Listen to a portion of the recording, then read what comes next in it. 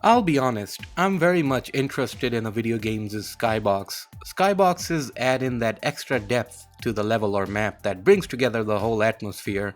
It brings in this feeling to the map that without a doubt enhances the overall experience. Unless it's an indoor level, then it's a whole nother story. So in this video, let's take a look at the skyboxes of Half-Life 2 Beta. Before I begin, a quick shout out to the Project Beta community, its forum user Yatabia Neshol, the VCC Wiki, and the Valve developer community for compiling this information. Let's get into it. We'll be using this rough test map I made to check out all the skyboxes, starting with Wasteland 02. Wasteland 02 is a bright and sunny skybox with some of the clouds visible. As obvious by the name, this would have been used in the Wasteland chapters. One interesting thing about this skybox is that it still exists in the retail game, although it's not used anywhere. In terms of the beta, it is the default skybox when you start making a new map in the leaked version of Hammer. This is why I'm starting with this one. We'll look at the later Wasteland skyboxes as we go on. Shader test. Although not present in the leak itself, Half-Life 2 had bloom and HDR implemented into it to a certain extent, even when the leak happened.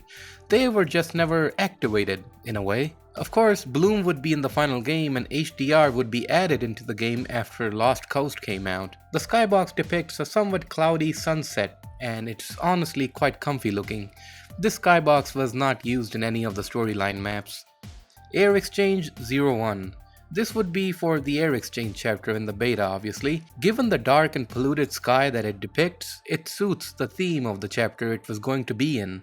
It's very moody and also depicts a part of the Air Exchange facility too, signifying how enormous the facility was in scale. I feel like this episode 1 skybox somewhat took inspiration from this Air Exchange skybox. Bloom Test 01. It depicts a very cloudy sky and a little bit of the sun shining through one part of the horizon. Interestingly, this skybox is very similar to the train station skybox, which in turn was reused in the retail game in the starting chapters. Borealis 01 is a very mysterious looking skybox like the Borealis itself. It depicts a foggy dark greenish sky with a light source, most likely the moon, shining through one side of the horizon. I really liked how the environment lighting looked in this along with the skybox. It gave it a really dark feeling.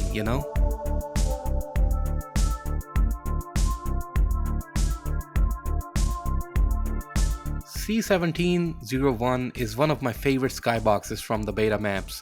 As evident by the name, it was supposed to be used in the City 17 maps. It has extremely dark clouds and paired with a similar environment light, it looks absolutely fantastic and equally grim.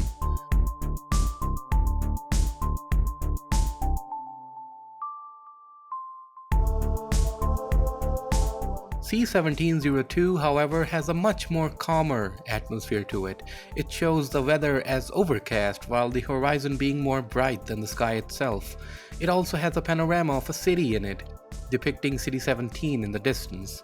This was used a lot in the leaked maps, but wasn't used in the final game, like, most of these skyboxes I'm talking about.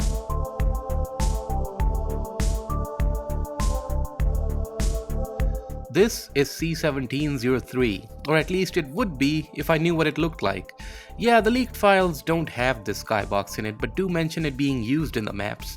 In its place, Wasteland 02, the default skybox, is being shown here. This is C1704. This feels like a mixture of the first two C17 skyboxes. While the sky is dark and cloudy, its horizon is bright, and it even depicts the sun showing a bit above. This was used in the Uprising chapters in Half-Life 2.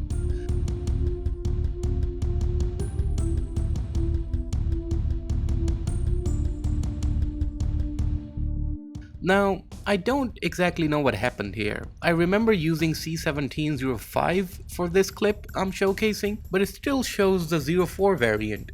It's supposed to be more greenish than this. The Project Beta post does show it as same as the 04 one, but the VCC Wiki shows it as something completely different. Weird. But here's the thing. The VCC Wiki shows the second version of C1705 because C1705 older. Now, this is interesting. Nashel listed this skybox as C1705A, while VCC listed it as a Citadel skybox. In my files, it shows up as 05 older. Looking into the dates and details, this skybox is one of the oldest skybox in the whole leak, either from 2001 or before that.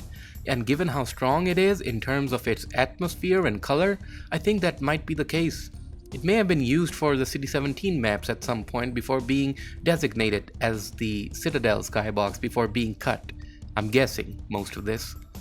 Citadel 01. Now, surprisingly, this is a much brighter looking Citadel skybox. I'm guessing this was from late 2002, early 2003, because it coincides with how other skyboxes from that era look. It shows a somewhat overcast sky with the sun being barely visible on one side. Citadel 02 is a similar story, but this one has a lot of compression artifacts visible in the sky.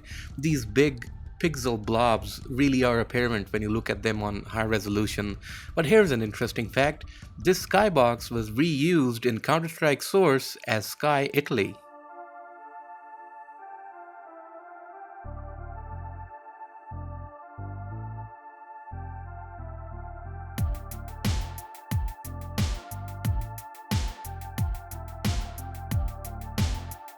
Depot 02 feels like an alternate version of Wasteland 02. It has a similar bluish sky, but the position of the sun is now different. Most likely this was done to depict the passage of time as Gordon travels through the wasteland to get to the depot. Palace 01 is another favorite of mine. It depicts a brownish cloudy dark sky and it feels so dark and gritty. This was, as the name suggests, for the Palace maps. Again, I don't want to toot my own horn, but the environment lighting looked great here. Absolutely depressing.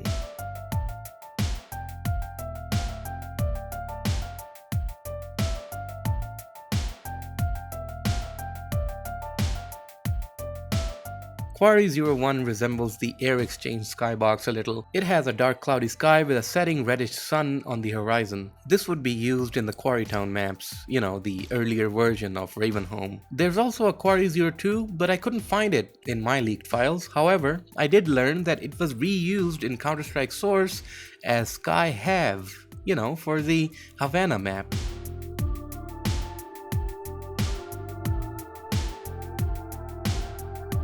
Quarry 03 is of course the same skybox that's used in the retail game. This is the same skybox used in the starting Ravenholm levels. Now the most mysterious one of them all is Spire 01. You see, the Spire was supposed to be this facility in the Arctic regions. Judging by its name, the Spire would have been a tall structure, something akin to the Citadel, but I'm guessing not as tall. That's pretty much all that I know or can guess about it. Unfortunately, there weren't any Spire maps in the Half-Life 2 leak, and judging by the dates and details, this is also one of the oldest skyboxes in this list, possibly from 2000 or even 1999.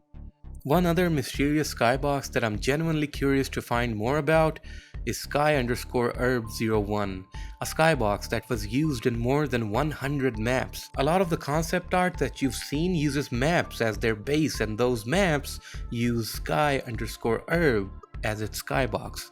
But what does it actually look like? Well, I don't know. This, however, is a topic for another video. Let's move on for now. Station 01, otherwise known as the Terminal Skybox. It shows a mixture of bluish and yellowish color combinations with the sun shining from one side while most of it is covered in clouds.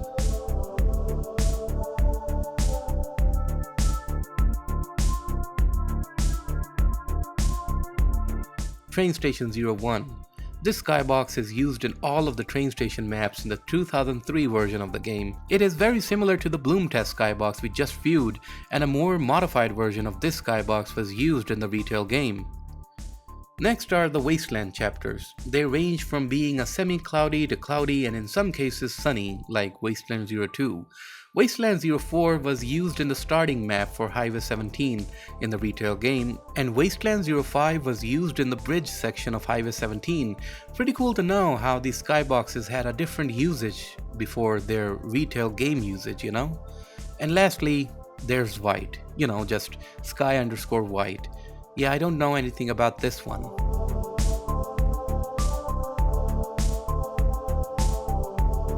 My name is Walter Hartwell White. And there you have it. That's most, if not all, of the Skybox in the Half-Life 2 beta, or at least the ones that are present in the leaked files. I may have missed a few here and there. Do let me know in the comments if I have. There's also some interesting stories regarding these Skyboxes, like the Sky_Herb01 Skybox I mentioned. I will cover that in a separate video because that gets a little confusing if I start talking about it.